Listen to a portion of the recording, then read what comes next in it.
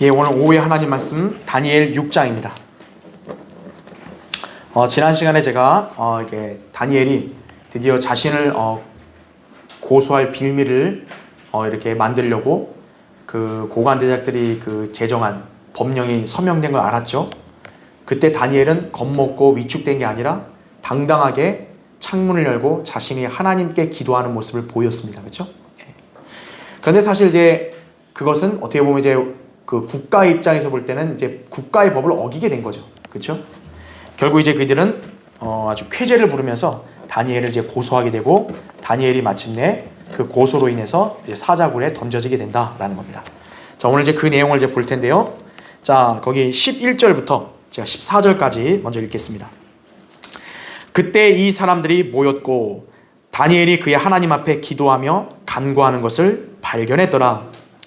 그 후 그들이 나와서 왕의 칙령에 관하여 왕에게 고하기를, 오 왕이여, 왕께서 누구든지 30일 이내에 왕 외에 어떤 신이나 사람에게 청혼하면 사자굴에 던져 넣을 것이라는 칙령에 서명하지 않으셨나이까 하니, 왕이 대답하여 말하기를 변경시킬 수 없는 메대인과 페르시아인의 법에 따라 그것이 사실이로다 하더라. 그러자 그들이 왕 앞에 대답하여 말하기를, 오 왕이여, 유다에 사로잡힌 자들의 자손 중에 있는 다니엘이 왕과 왕의 서명하신 칙령을 존중하지 아니하고 하루에 3번씩 자기 소원을 드리나이다 하니, 왕이 이 말을 듣고 심히 불쾌하였으나 다니엘을 구해주려고 마음을 쓰며 그를 구해주려고 해가 질 때까지 노력하였더라. 이렇게 말하고 있습니다. 그렇죠?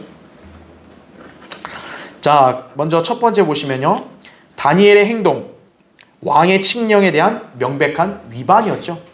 예.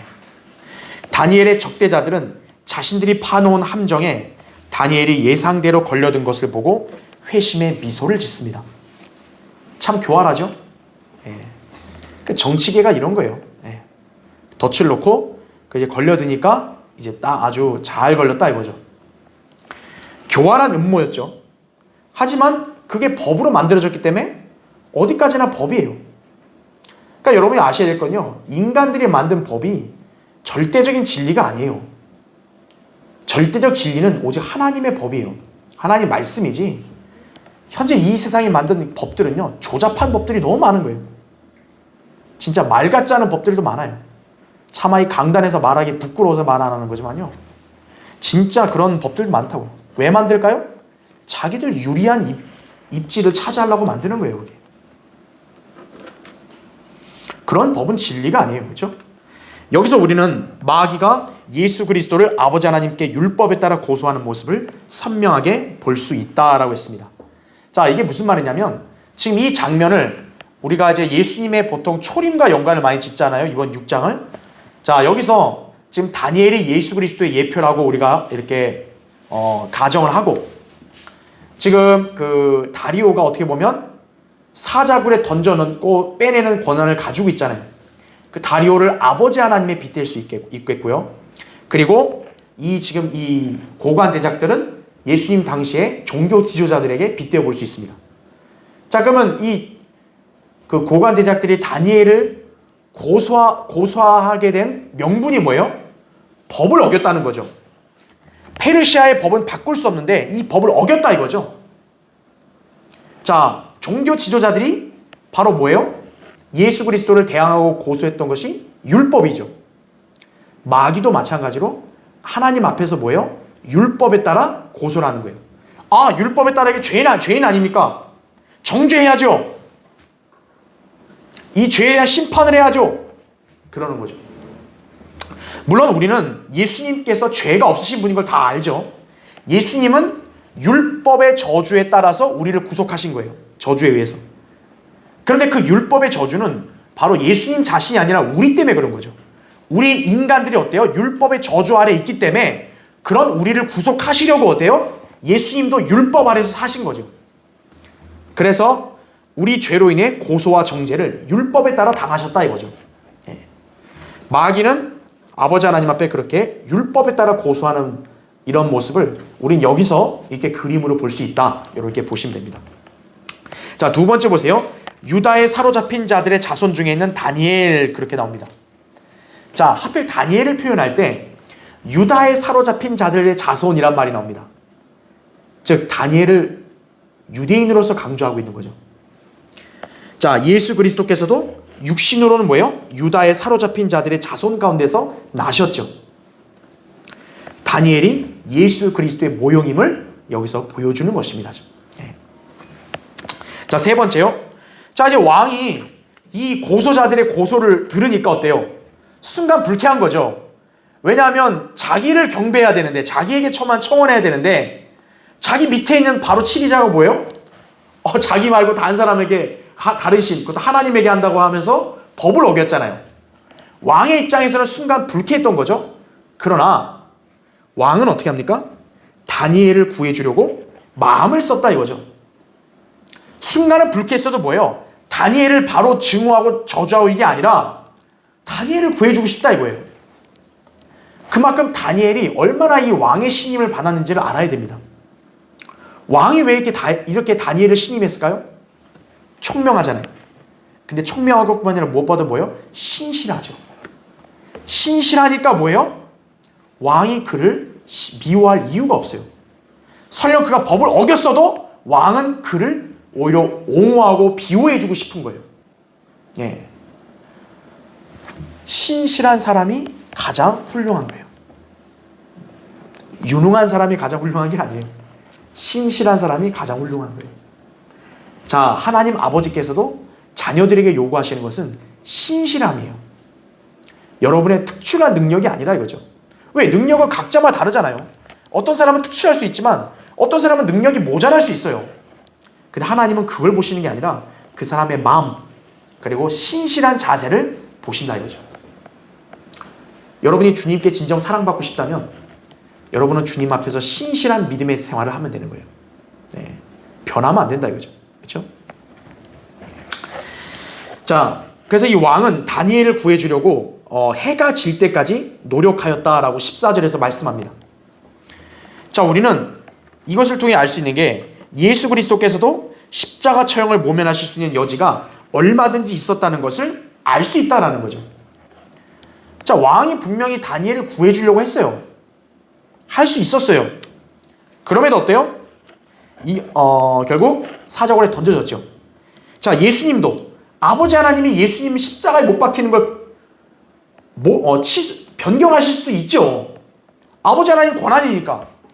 그렇죠? 그래서 예수님께서도 자신이 십자가에서 죽음을 모면할 수 있다고 생각하셨어요. 그러니까 기도를 하신 거죠. 아버지의 뜻이면 이 잔을 내게서 지나가게 하옵소서 그러잖아요.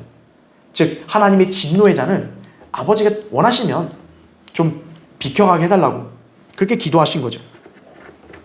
그러나 기도했지만 아버지 하나님은 그 기도를 듣지 않으셨죠. 결국 주님은 어때요? 그 진노의 잔을 받으셨다 이거죠. 그러니까 주님은 십자가의 죽음에서 모면할 수 있었는데도 친히 그 죽음을 받으신 거예요. 아버지의 뜻에 순종하신 거죠. 그 뜻은 바로 우리를 구속하시는 것이에요. 그렇죠? 네. 자, 15절부터 17절을 보겠습니다. 그때 이 사람들이 왕 앞에 모여서 왕에게 말하기를 오 왕이여 메대인과 페르시아인의 법을 아소서 왕께서 제정하신 칙령과 법규는 변경될 수 없나이다 하더라 그죠? 야, 이 아주 이 간사한 자들은요. 왕이 이게 미적지근하거든요. 뭔가 이게 다니엘을 옹호해 주려고 하는 거 하니까 빨리 가가지고 어떻게 법을 어길 수 없습니다. 왕이라도 무조건 해야 됩니다. 우기는 거죠. 예, 그 가증스러운 정치인들이 바로 이거예요. 그죠? 16절 그러므로 왕이 명령하니 그들이 다니엘을 끌어다가 사자굴에 던져넣더라. 왕이 다니엘에게 일러 말하기를 내가 늘 섬기는 내 하나님 그분이 너를 구해내시리라 하더라. 돌을 굴려다가 굴 입구를 막고 왕이 자신의 인장과 그의 귀족들의 인장으로 봉하였으니 이는 다니엘에 관한 그 목적이 변경되지 못하게 하려 함이었더라 이거죠. 왕의 노력은 결국 빛을 볼 수 없었죠. 예, 이들이 끝까지 우긴 것입니다. 그러니까 이 왕은 결국 너무나 괴로운 거죠. 괴로움 가운데서도 다니엘에게 한 가지 희망의 말만 할 수밖에 없었겠죠.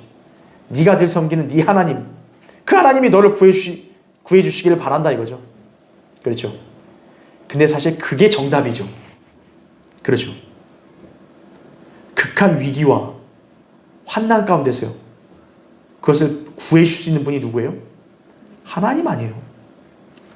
그렇죠. 인간이 구해 줄 수 있나요? 인간이 구해 줄 수 없어요. 자, 첫 번째 보세요. 거기 교환에 왕께서 제정하신 칙령과 법규는 변경될 수 없나이다 라고 말을 합니다. 15절에 보니까. 그러니까 왕이 다니엘을 살려주게 되면 어떻게 되는 거예요? 법을 변경씩 바꾸는 거다 이거죠. 근데 그걸 못한다 이거죠. 예. 자, 그래서 우리가 여기서 알 수 있는 게 뭐냐면, 여기 지금 이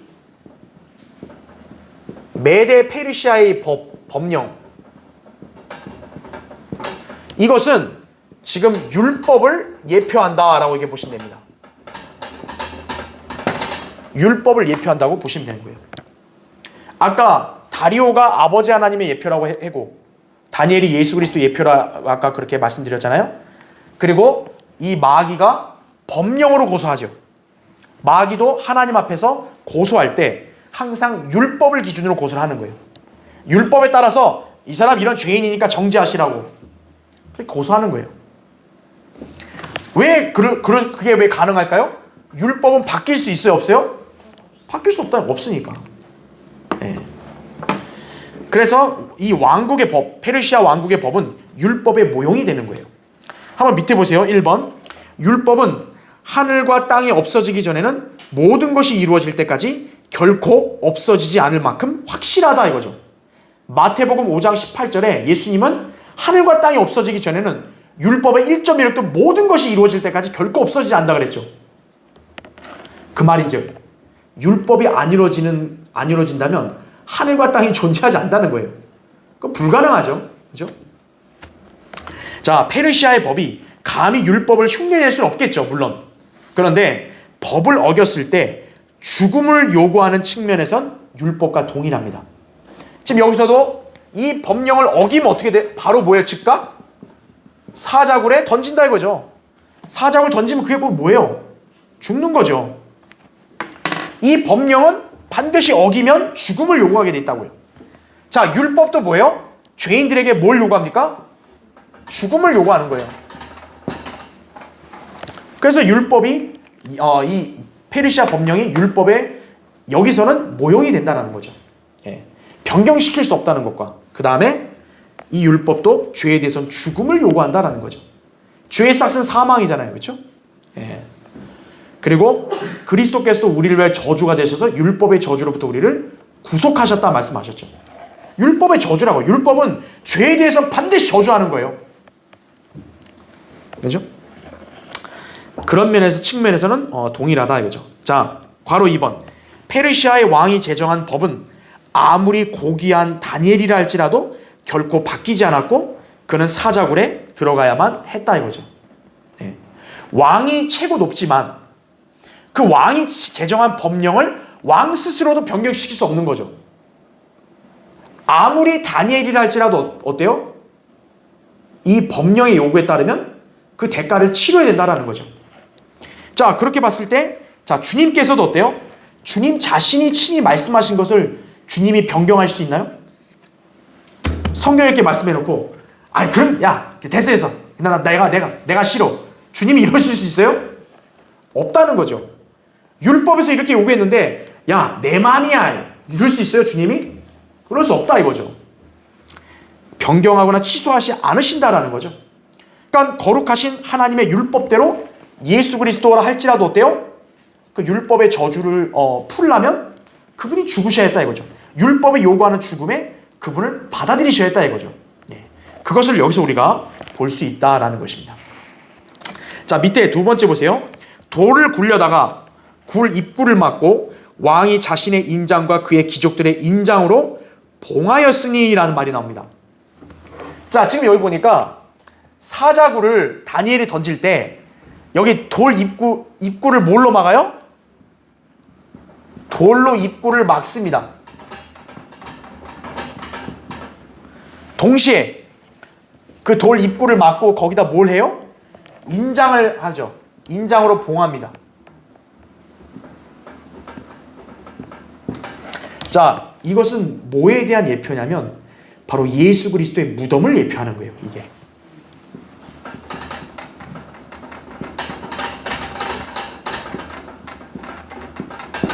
무덤을 예표한다는 거죠.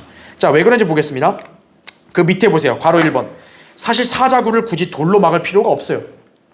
여러분, 사자굴을 돌로 막을 필요가 없다 이거죠. 왜? 사자굴에 들어갔는데 누가 감히 거기서 살아나올 수 있겠어요.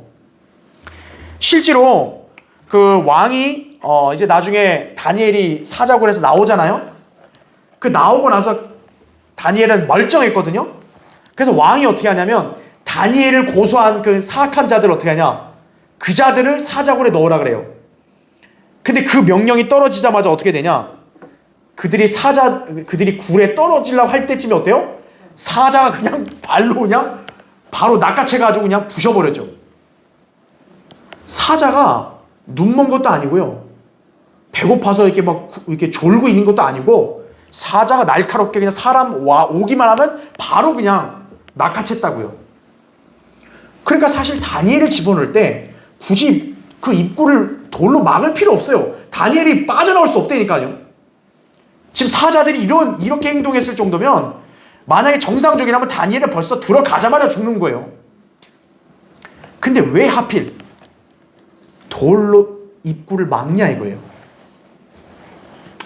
예수 그리스도의 무덤을 보여주는 거예요. 바로 요새 예표로. 자, 예수님의 무덤의 모형을 암시한다. 그 밑에 보세요. 괄호 2번. 예수 그리스도께서는 십자가에서 이제 죽으신 다음에 어때요? 아리마대의 요셉의 무덤에 안치되셨죠. 이때 그 무덤은 바위를 파서 만들었다 그래요. 그리고 큰 돌을 굴려 무덤 문을 막았습니다. 그리고 경비병들이 지켰죠.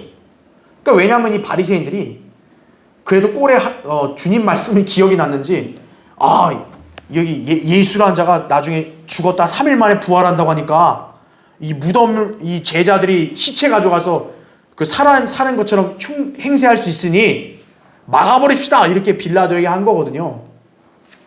그래서 막은 거 아니에요. 무덤을 돌로 막아버렸다고요. 그러니까 어느 누구도 경비병도 지키고 있고 돌문도 막았는데 그걸 누가 굴려가지고 예수님의 시체를 가져간다는 건 불가능하죠. 그죠? 자, 맨 밑에 3번. 또 이 사자굴은 왕과 귀족들의 인장으로 봉인됐다 그래요.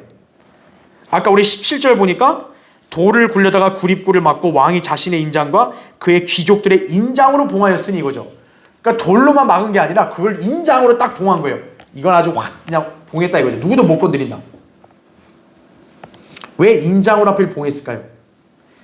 예수 그리스도의 무덤 역시도 돌문으로 봉인됐기 때문에 그런 거예요. 그 다음 페이지 보세요. 그래서 마태복음 27장 66절에 보면 그 돌문을 또 아예 봉했다고요. 바로 예수 그리스도의 무덤을 이 사자굴이 보여주는 거예요, 여기서요. 예. 자, 그 다음 페이지 넘어오셨죠? 위에 세 번째. 왕은 다니엘을 내어줄 수밖에 없었는데 이는 다니엘에 관한 그 목적이 변경되지 못하게 하려 함이었더라. 17절에 말씀합니다. 자, 다니엘에 관한 목적이 변경되지 못하기 때문에 어때요? 내어줄 수밖에 없었다는 거죠. 자, 예수 그리스도에 관한 그 목적도 변경될 수 없기 때문에 아버지 하나님께서는 아들을 십자가에 달리도록 내놓으셨다라는 거죠. 왜 예수 그리스도가 이 땅에 오셨냐 이거예요. 인류의 죄를 구속하시고 우리를 죄의 저주로부터 해방시키려고 오신 거 아니에요. 근데 그 목적을 변경시킬 수 있어요, 없어요? 없다는 거죠. 그러니까 아버지 하나님 입장에도 뭐예요? 아들을 십자가의 죽음에 내어줄 수밖에 없는 거예요. 그러니까 지금 여기서 왕이 다니엘을 내어줄 수밖에 없다라고 기록된 말씀은 바로 그걸 보여주는 거예요. 자, 이렇게 성경이 오묘하게 조화를 이룬다고요.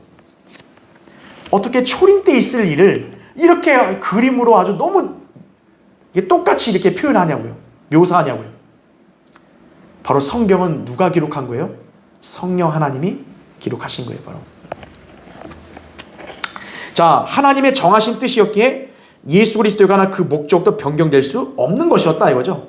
그래서 사도행전 2장 23절에는 이렇게 나오죠. 하나님의 정하신 뜻과 미리 아심을 따라 내어주신 그를 너희가 붙잡아 무법자들의 손을 통해 십자가에 못 박아 죽였으나 이렇게 말하고 있죠. 그러니까 예수님을 내어주신 것은 하나님의 정하신 뜻, 미리 아심으로 내어줬다는 거죠. 이거를 변경시킬 수 있어요? 없어요? 없다고요. 변경시키면 하나님이 거짓말쟁이가 되는 거죠. 못한다고요. 바로 그것을 여기서 보여주는 것입니다. 자, 그래서 이제 다니엘은 이제 사자굴로 결국 들어가게 됐죠.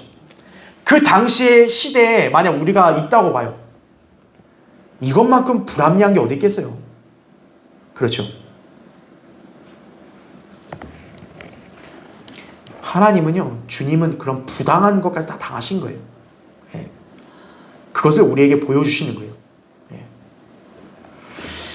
자, 다니엘이 사자굴에 던져지는 모습 참 암울하죠. 예수님이 십자가에 못 박히셨을 때 그 모습도 어때요? 그 분위기도 암울하잖아요. 하지만 그게 끝이 아니죠. 예수 그리스도는 3일 만에 다시 부활하셨죠. 사망과 지옥의 권세를 다 이기시고 부활하셨죠. 다니엘이 억울하게 사자굴에 던져졌지만 멀쩡하게 어때요? 다시 그대로 살아나오죠. 하나님의 사람은요, 다시 살아나는 거예요. 네, 보호받는 것이. 그렇죠? 자, 그래서 이번 주제는 다니엘의 승리와 그로 인해 영광 받으시는 하나님입니다. 더 자세한 건 다음 시간에 하겠지만 오늘 거기 18절부터 21절까지만 보겠습니다. 자, 18절 보시면 왕이 자기 궁으로 돌아가서 밤이 새도록 금식하며 자기 앞에 악기도 금지시키고 잠도 자지 않았더라. 왕이 아침에 매우 일찍 일어나서 황급히 사자굴로 갔더라. 그가 굴에 와서 애통하는 음성으로 다니엘에게 부르짖었으니 왕이 다니엘에게 일러 말하기를, 오 살아계신 하나님의 종 다니엘아, 내가 늘 섬기는 내 하나님께서 사자들로부터 너를 구해 주실 수 있더냐 하더라. 그러자 다니엘이 왕에게 말하기를, 오 왕이여 영원히 사소서 그러죠. 절망스럽게 한번 외쳐봤는데 이거 웬 거예요? 다니엘이 멀쩡하게 목소리로 왕이여 영원히 사소서. 얼마나 기뻤겠어요. 그렇죠? 자, 그 밑에 보세요. 첫 번째, 아까 우리 읽었던 18절이죠. 왕이 자기 궁으로 돌아가서 밤이 새도록 금식하며 자기 앞에 악기도 금지시키고 잠도 자지 않았더라. 다니엘을 사자굴에 던지도록 놔뒀더니 돌아와서 왕이 취한 게 뭐예요? 이런 비통함이었다 이거죠. 자, 여기서 우리는 아들을 십자가의 죽음에 내어주실 때 아버지 하나님의 심정을 어렴풋이나마 볼 수 있는 거예요. 그 밑에 보세요. 괄호 1번.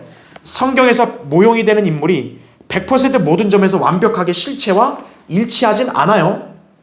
지금 제가 예표라고 했다 해서 다리오가 마치 무슨 하나님이다 이게 아닙니다. 일치하는 게 아니에요. 다만 어떤 부분에서는 그거를 예시로 보여준다는 것 뿐이죠. 근데 모형이 실체를 예표하는 가운데 그 모형에게 벌어지는 사건들로 실체의 속성을 어느 정도 엿볼 수 있다 이거죠. 자, 다니엘이 사자굴에 던져지고 난 이후에 이 다리오 왕의 행동을 보면요, 엄청나게 비탄에 잠긴 거죠. 음악도 금지시켜, 잠도 안 자, 금식해. 이거 얼마나 슬픈 거예요? 자, 바로 이것은 아들을 십자가의 죽음에 내어주셨을 때 그 아버지 하나님의 심정을 우리가 여기서 보는 거예요. 성경에는 직접적으로 아버지 하나님의 심정이 당시 어땠다 그런 기록은 없어요. 근데 생각해 보세요. 아버지 하나님 입장에서는 아들 예수 그리스도는 이 온 우주보다 훨씬 더 귀한 거예요. 그 아들을 저주 가운데 내어준 거예요. 여러분, 아버지 입장에서 그걸 견딜 수 있겠습니까? 인간 아버지들을 예로 들어요. 여러분, 인간 아버지들이 여러분 아들을 갖다가 생판 그 원수들을 위해서 그냥 죽게 내버려두고 죽음에 내어준다는 거 여러분 상상할 수 있나요? 아버지 하나님은 그러신 거예요. 우리 같은 죄인들을 위해 그러신 거예요. 자, 2번 보세요. 괄호 2번. 예수 그리스도께서는 십자가에 달린 채 숨을 거두시기 전 나의 하나님, 나의 하나님, 어찌하여 나를 버리셨나이까? 라고 외치셨어요. 얼마나 절규가 절로 나오셨겠어요. 주님이 십자가에 달리셨을 때요, 어둠이 온 땅을 덮었고 해가 어두워졌었다 그래요. 누가복음 23장 44절에. 그러니까 한낮이면 어때요? 해가 뜨어 있어야 되는데 한낮에도 뭐예요? 예수님 십자가에 달려있을 동안은 깜깜했다는 거예요. 자, 밑에 보세요. 괄호 3번. 밥 존스 1세 그 목사님은 그 몇 시간 동안 아버지 하나님께서는 하늘 문을 닫으시고 아들이신 예수 그리스도와의 교제를 일시 단절하셨다고 말한 적이 있어요. 이런 상황에서 아버지 하나님의 비통하심이 없었으리라고 상상할 수 있겠는가 이거예요. 왜 하늘이 천체가 어두웠겠어요? 아들을 그렇게 저주 가운데 내어줬을 때 아버지 하나님의 심정이 그렇다는 거예요. 그래서 밥존스 1세 목사님은 아들 하나님이 그랬잖아요. 나의 하나님 어찌 나를 버리셨나이까? 아버지 하나님 입장에서는 아들이 그렇게 부르짖으면 당연히 응답해 줘야 될 거 아니에요. 근데 일부러 응답 안 하시는 거죠. 문을 닫아버리셨다 이거죠. 그렇게 해야 했을 때 아버지 하나님의 심정 어떻겠어요? 여러분을 위해서 그런 예수 그리스도를 그렇게 내어주셨는데 그런 사랑을 우리가 망각해서 되겠습니까? 자, 그래서 우리 그걸 더 배울 수 있는 것이에요. 밑에 두 번째, 왕이 아침에 매우 일찍 일어나서 황급히 사자굴로 갔더라. 19절에 말합니다. 자, 사자굴에 던져지고 나서 아침 일찍 되자마자 어때요? 바로 달려간 거예요. 이 왕이. 다니엘이 걱정돼서.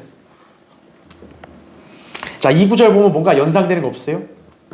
아까 사자굴이 예수님 무덤이라고 했잖아요. 그렇죠? 무덤을 상징한다 그랬잖아요. 근데 왕이 어때요? 새벽. 여기 보면 아침 일찍이면 거의 새벽 아니에요. 새벽에 그 굴로 달려가죠.